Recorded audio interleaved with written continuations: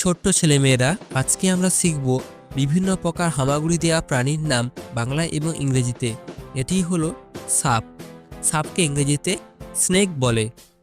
সাপ নীরবে মাটির উপর হামাগুড়ি দিয়ে চলে এবং শরীরে পেশি ব্যবহার করে দ্রুত এগিয়ে যায়। অনেক সাপ বিষধর হওয়ায় শত্রুকে মুহূর্তেই পরাস্ত করতে পারে। প্রকৃতিতে সাপ এক রহস্যময় ও শক্তিশালী প্রাণী। এটি হলো টিকটিকি। টিকটিকিকে ইংরেজিতে লিজার্ড বলে। টিকটিকি দেওয়াল, ছাদ ও গাছে অনায়াসে চলাফেরা করতে পারে। বিপদের সময় নিজের লেজ ফেলে দিয়ে শত্রুকে বিভ্রান্ত করে পালিয়ে যায়, পরে আবার নতুন লেজ গজায়। এটি হলো কুমির। কুমিরকে ইংরেজিতে ক্রোকোডাইল বলে। কুমির স্থলে ধীরে ধীরে হামাগুড়ি দিয়ে চলে, কিন্তু জলে সে অত্যন্ত দ্রুত ও ভয়ঙ্কর। তার শক্ত চোয়াল ও ধারালো দাঁত শিকারীকে এক মুহূর্তে ধরতে সক্ষম। এটি হলো কচ্ছপ।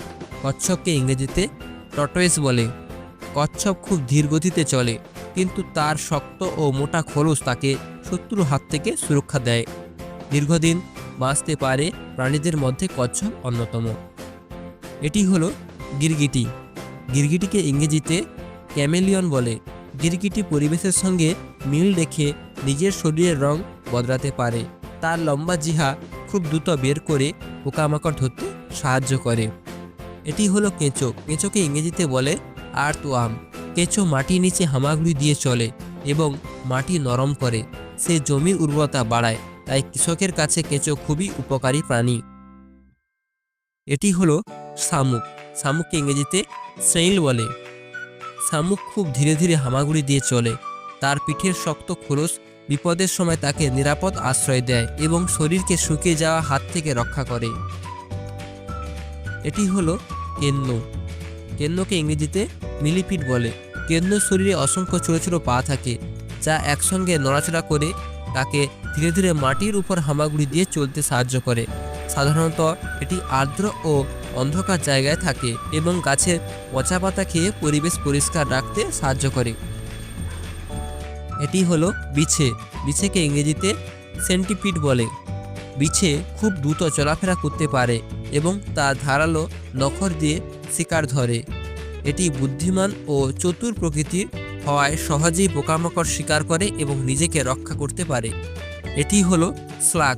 স্লাগকে ইংরেজিতে স্লাগ বলে। স্লাগ দেখতে শামুকের মতো হলেও তার শরীরে কোনো খোলস নেই।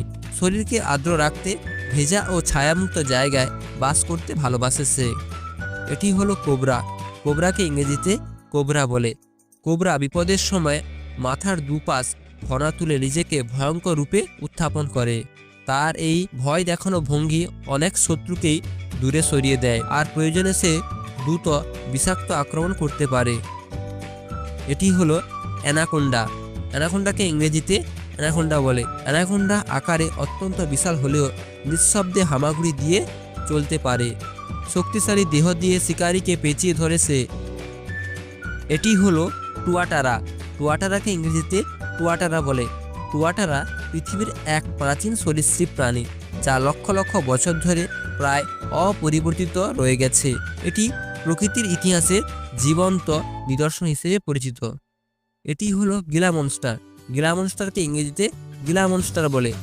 গিলা মনস্টার ধীরগতি হলেও অত্যন্ত সতর্ক ও শক্তিশালী একটি প্রাণী। তার দেহে বিষ থাকে, যা শত্রুর জন্য অত্যন্ত বিপজ্জনক হতে পারে। এটি হলো অন্ধসাপ। অন্ধসাপকে ইংরেজিতে ব্লাইন্ড স্নেক বলে।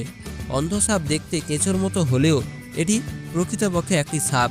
চোখ খুবই ছোট হওয়ায় সে প্রায় দেখতে পায় না এবং মাটির নিচে হামাগুড়ি দিয়ে বসবাস করে। এটি হলো জোঁক। জোঁককে ইংরেজিতে লিচ বলে। জোঁক ধীরে ধীরে হামাগুড়ি দিয়ে মানুষের বা প্রাণীর শরীরে লেগে রক্ত শোষণ করে।